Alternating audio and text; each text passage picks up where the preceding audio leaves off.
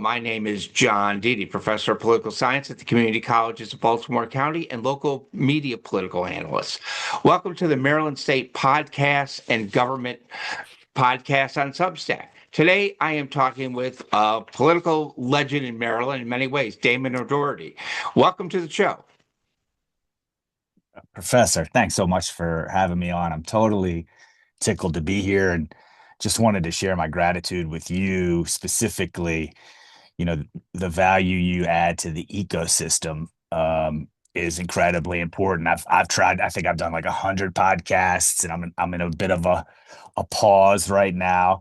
But what you've done, what many of these other people have done with Maryland Now, and Tom Cole and CDR doing what they did with Elevate Maryland, um, Clay Mitchell and Len Foxwell. You know, it's just such an awesome ecosystem of people to be around and be a part of. So just want to thank you for your participation and leadership in that. Appreciate it. I think part of the reason for my journey behind it all was after the 2024 election, I still have to teach political science and American government, but I needed an outlet. So I decided to start focusing on state and local government. And I have found it, I didn't know if I'd be able to write enough and do enough. I have found that I have more than enough to write and do about. So I think I think that was very important to me when I started on this journey as far as You, doing it. you know, one of the things, Professor, that I asked a bunch of the um, sort of luminaries of Annapolis, what was missing in the media environment, and my answer to that was a Substack column. You know, we all have different answers, but I think what that conversation rendered to me was how much people were looking for analysis like you deliver. So not just about the news, you know, not partisan stuff, but like real analysis about why people are making decisions, who they benefit, and all of that sort of thing. So again, thanks so much for bringing it home to us. Glad to do it. My first question is, how would you describe your political journey? I describe it as the trail, and the reason I do that is because you know hiking can be some of the most challenging thing you can do. Getting up a mountain can be super challenging. But the trail is this dynamic where you will see people all along the trail. They'll be ahead of you, they'll be behind you, they'll be coming back down from reaching the top of the mountain. I love seeing those people because they either have such a look of serenity, or alternatively, they have a look of disillusionment, and they will give you advice on the way back. And so, to me, it's my political career, my career in public life, public affairs, law, all that stuff has been very much a journey on the trail. And you'll see me use that phrase a lot on LinkedIn because that community of people from the mountaintop to the people collecting in the parking lot, putting their hiking boots on, that's one community of people tackling a similar objective, and it reminds me an awful lot of my career in politics. I find public relations very fascinating. My niece works in public relations in the state of Maryland for a school district, and loves the job. What do you think, or where do you think politicians make PR mistakes? I think a lot of times politicians see, let's say, I'm sort of an expert in local and state politics like you. So I would say in local and state politics, the error is to try to bring some sort of uh, dynamic that they might see on Fox News or the New York Times or some campaign in Washington. And, we see this so much in Maryland where, we're so close to the federal district that there's such a tension there. That's why you always find me be a Baltimore guy because the Washington people really their perspective has a lot more of a federal relationship for obvious reasons. So I get nervous when elected officials start stealing from Washington to come home to Maryland or to Baltimore or Silver Spring or wherever.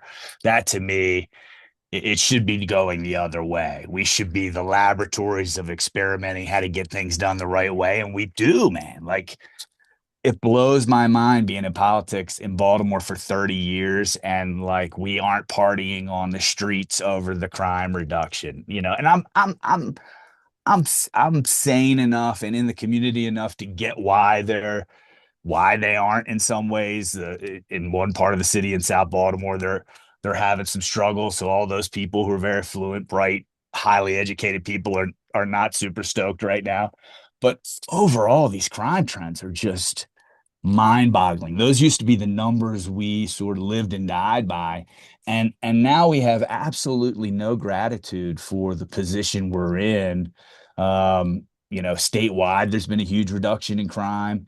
And so we can give Mayor Scott or Governor Moore or the fact that Larry Hogan's not in there. You can use any reason to that you want to talk about that. But at the end of the day, um, we should be doing a little bit of looking at what we got right and how we can export that to the rest of the nation. And I think that's the direction we want elected officialdom going, from local to state to federal versus local and state politicians, specifically in Maryland, mimicking sort of the Washingtonian dynamic. So that's my long screed on that, Professor.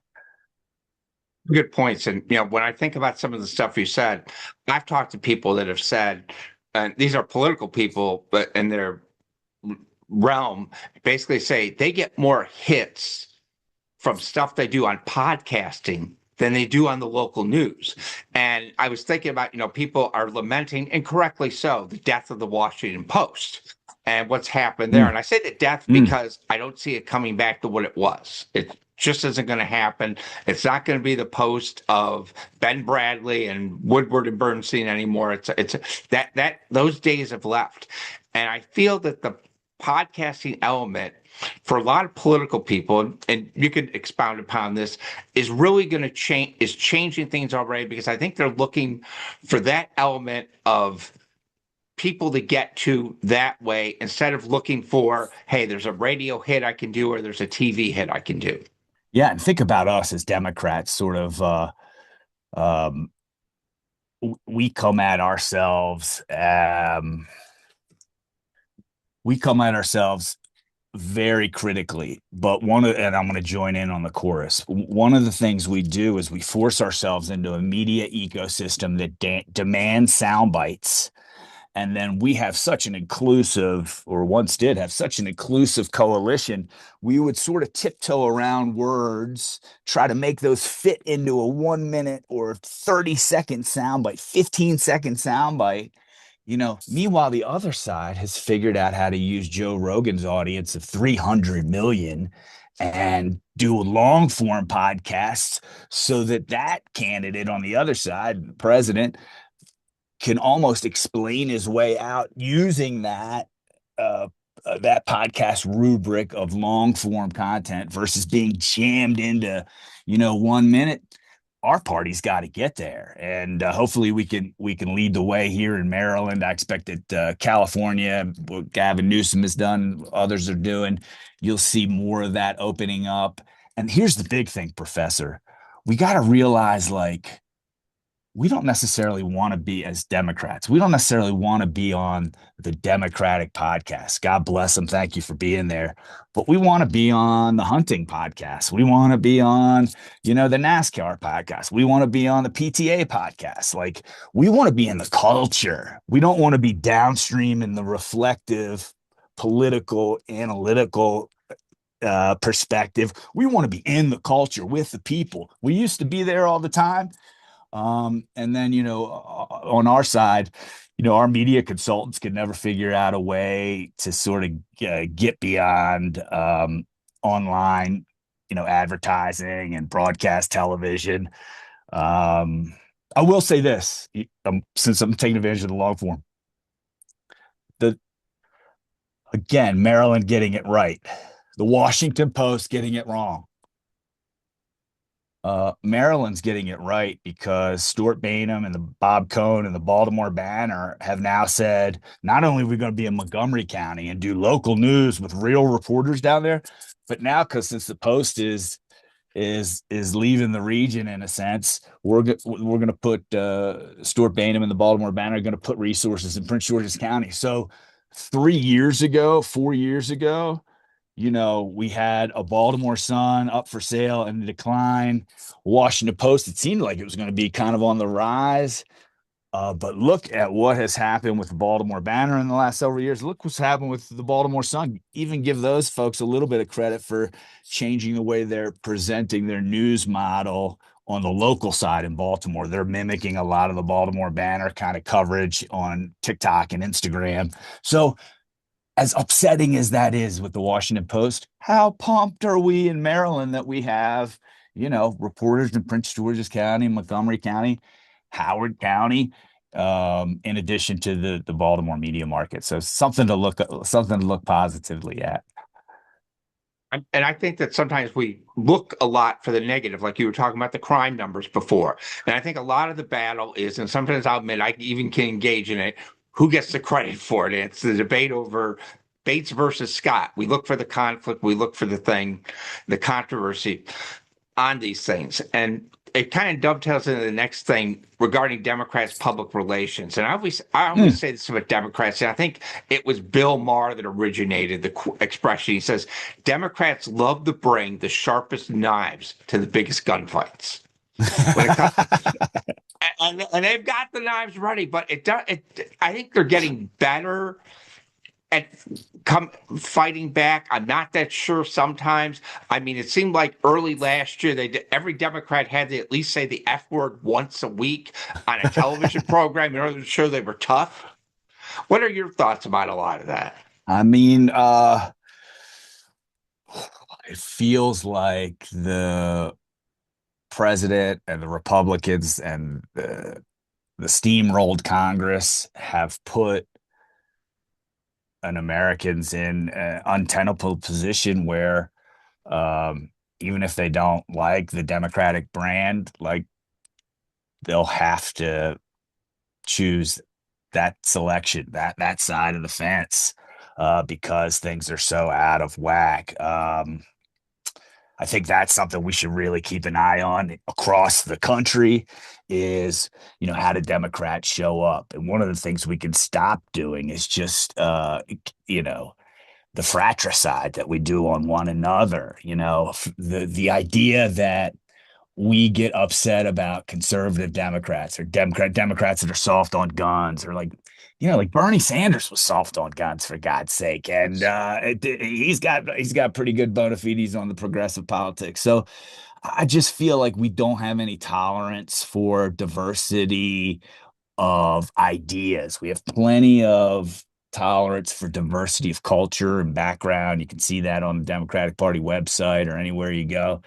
But when it comes to thought and problem solving and coming with a toolbox, we limit ourselves of how big or how powerful that set of tools can be. And I feel like we've got to be inspired by our opposition just taking things to a incredible level um, of not just rhetoric, but implementation. Like these people say what they're going to do, and then they actually go out and do it. Project 2025 is a Yes. great example of that, man. Like they tell you what and those are not small ideas.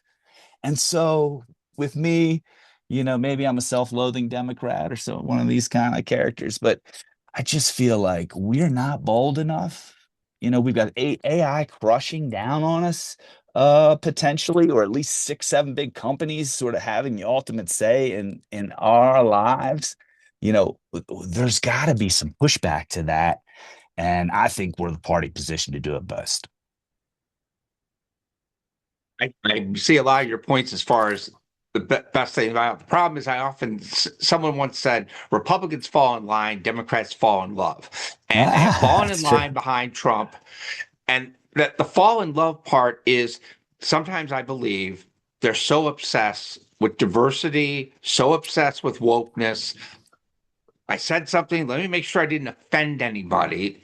Yeah, Instead of like putting an idea out there, if you take blowback, you take blowback, but but don't retreat down the hill because you had an idea that five bloggers didn't like. that's right. That's right. Yeah, I feel the party can do a lot better job reaching out beyond the professional class, and we need to start talking that way. So, farmers are always a great place to start. How are Maryland Democrats with farmers these days? It'll be interesting to see with sort of the AI pressures and all of those things with the some of the transmission lines we've been seeing under protest. But you know, getting into those communities and thinking less like party dynamics and more like community dynamics, I think will begin to have some success like the other side seemed to manage last time around. I think that the Democrats, in my opinion, need to go back to the Howard Dean model when he was Mm. DNC chair. And it seemed like, congratulations, we won. Obama got elected. They thought everything would be fine from now on. Didn't do that. I think that's part of the problem. And I think that a lot of it, there's still a lot of the political conflict we see. Like, I grew up in New York State, and New Yorkers really Upstate, didn't, upstate, upstate, Western New York, cool. Rochester. And a lot of people did not like Mario Cuomo in New York, yet nationally he was loved. And in Maryland, I think it's almost the same with Wes Moore at times. There's a lot of Marylanders that are grumpy. There's a lot of people nationally that see Moore as the future star of the Democratic Party. What is your thoughts about some of that stuff? And as far as Maryland Democrats and even Republicans finding that new set of leaders, because after Larry Hogan, the Gulf is like the Gulf of Mexico. Well, if Larry Hogan, trained the state, bureaucrats, the legislatures, the local governments, the media outlets. I mean, he was just a rare talent who would capture the mood of Marylanders at that time. But the guy had zero vision. His administrative skills were highly suspect. And quite candidly, sort of the state of affairs, whether it's Maryland's economy, whether it's its position in competitiveness across the state, its tax posture before Wes Moore even got there. Like nobody was getting it straight from nobody was getting it straight from Larry Hogan. And so Wes Moore has to deal with sort of like a reality check term. I think his whole term is basically like a reality check. Like it sounds cool to say you left a $5 billion surplus, but when you're talking about a $70 billion annual budget, I mean, come on, like that's what you're going to put up there as your defense of Maryland's economic fortunes. So I think Wes's whole administration has been one about repairing and sewing up and finding those things in the government that worked and reviving them. And that's not pretty work. It's not fun work. It's a delight to see him on the state house or do something nationally because for somebody who's coming to you right now from the Pitkin County Library, Hunter S. Thompson's library, I like to say, from somebody who's coming to you from there, like when I see Wes Moore, I see a new Maryland, right? And so I'm not hearing about the wire. I'm not hearing about like the murder rate surging in Baltimore. I'm not hearing all of those disgusting narratives. Like I'm hearing a new voice for the state talking about. Yeah, I'm I get excited when I see Wes Moore talking about Maryland in a national context because he's sort of setting the record straight. He's rebranding the state in many ways. And then I think you all we all, folks in Maryland are a little more on the ground, obviously, about the Key Bridge and what's going on there. But nationally, I would say that whole story has changed people's perspective about what what are the priorities in Maryland. And so it's interesting to see that. So um, that was a long way not to answer your question, Professor. Okay. What do you are very interested in the use of AI and that technology. Yeah. What do you think is the best way to use AI technology for political leaders to kind of gain Mm. influence to get their message out there to people? Because there's a lot of concern regarding AI fakes. You see them all the time. My wife will say, "Hey, did you see this?" And it's like, it's an AI fake, etc. How can political leaders use that stuff to get their message out? But at the same time, you got to battle with a couple of words get taken out and someone has a different message. Mm. That's a great question. One of the things that I'm doing is writing a lot more. And I would encourage candidates to write a lot more. And we see what you're doing on Substack, what you're doing on X. Those are the types of things that candidates have been doing, but I think they really need to start thinking a little bit more about how these LLMs operate, how they organize news, how they prioritize sources. And look, I think you'd be surprised. When I was coming up in Maryland, but let's say 20 years ago when we invented Center Maryland, there was Center Maryland, which was kind of a daily news aggregator. There were a bunch of blogs, and then there were, the big media markets in Washington, in Baltimore. Now, with the proliferation of smart people like you doing their own content, and people, I'll give a great example: Barry O'Connell's Maryland Wire. You know, LLMs pick that stuff up. Um, LLMs pick up, the Perry Hall Community Association newsletter.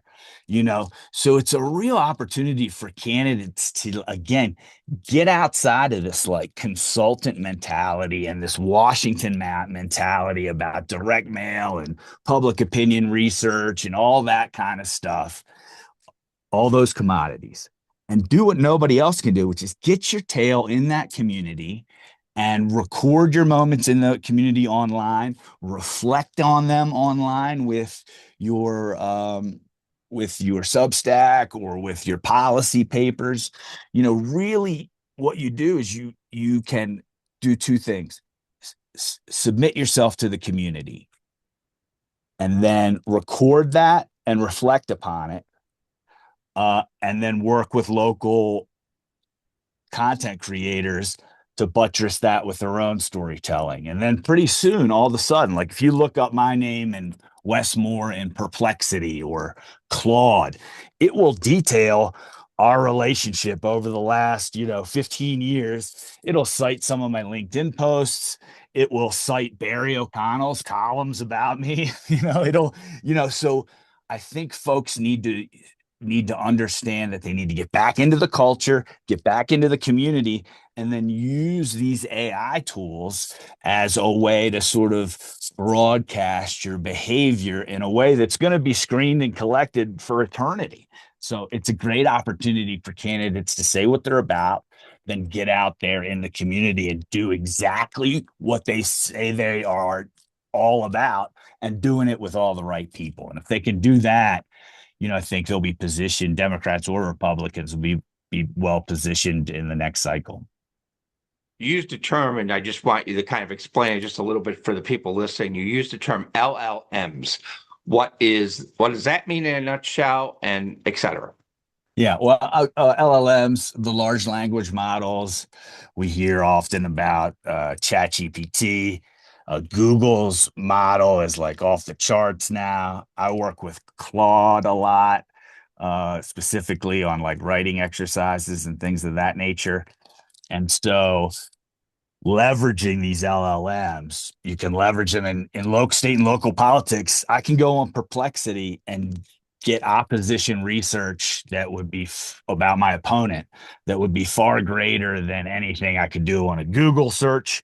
And so I guess what I'm saying is, between the professional class of opposition researchers, pollsters, direct mail, the Washington Post, all these big time organizations, and all of our community space, your publication, my publication, Barry's, all those kind of things, there's a huge space in between that for candidates to operate and pull from both areas, um, whether it's using AI to research an opponent or a legislative issue, or you could build a legislative tracker on Claude now that will be superior to anything any Maryland Trade Association is offering their people. So there's it's a bounty of technology out there. It's the biggest thing. LLMs, AI, deep fakes, all of that is the biggest thing to hit politics since the internet itself. And you mentioned Howard Dean. We're going to see people like that, like Howard Dean and Joe Trippi, my friend. They figured out how to get the meetups going and small dollar donations. You're going to see AI being used in those kind of revolutionary terms. So, the revolution may not be televised, but it will certainly end up on a large language model. Classic song from Gil Scott Heron.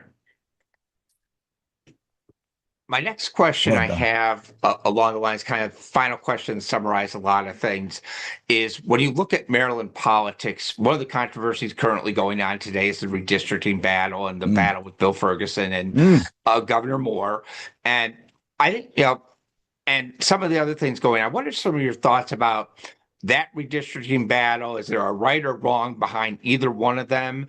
And where do you see Wes Moore's political future? You loaded me up there at the end. Let me focus on redistricting, and then you can lean us back into to the governor's political future after that. Redistricting. Think about it in this context.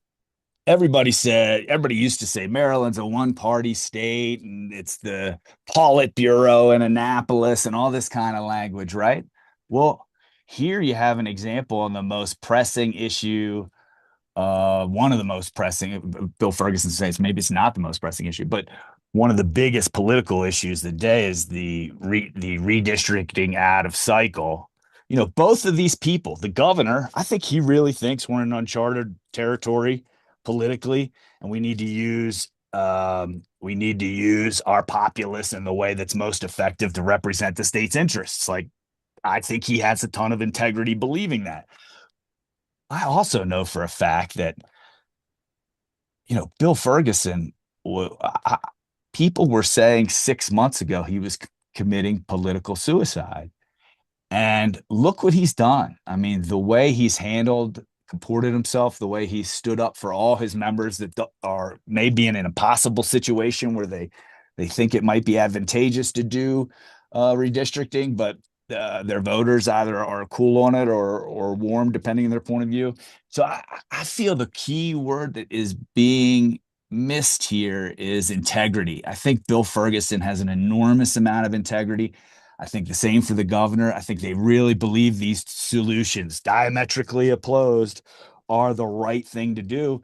And you have a huge maelstrom political issue in what people were telling you is the Politburo. Apparently not. Apparently there is, a major disagreements on some key issues like that. Maybe that's good for Maryland. So the Senate's the brakes. Bill Ferguson is proving the rule that in these bicameral legislatures across the country, the Senate, the state Senate is the brakes, and this fervor to go to all Democratic districts.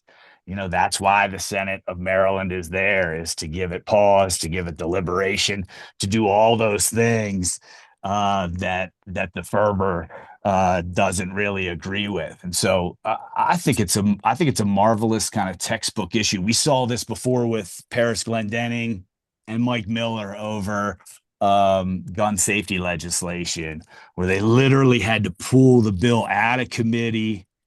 My good friend Joe Bryce was in charge of pulling the bill out of committee without the committee chairman allowing it. So getting it straight to the floor. Like, I don't think the Democratic caucus even has that many votes that are interested in doing that. So Ferguson is carrying a lot of people's water. Um, uh, I would say he's carrying the whole body's water. I think he's hearing it from all sides down there. Some can be louder than others.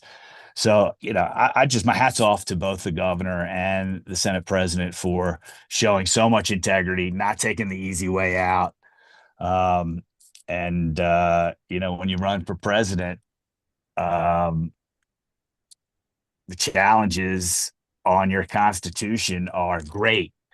And, and I feel like the people that have the most integrity, even if I disagree with them, those people that have the most integrity in this political climate are going to have the greatest chance of success because they will have the built-in resilience that is required to come back again and again and again. And I think we're seeing that out of Governor Moore. I think we're seeing that out of Bill Ferguson in the state Senate. Fantastic. I want to thank you again for your time, and I appreciate it a great deal. Take care and have a good day. Thank you so much, Professor. Thanks for the opportunity.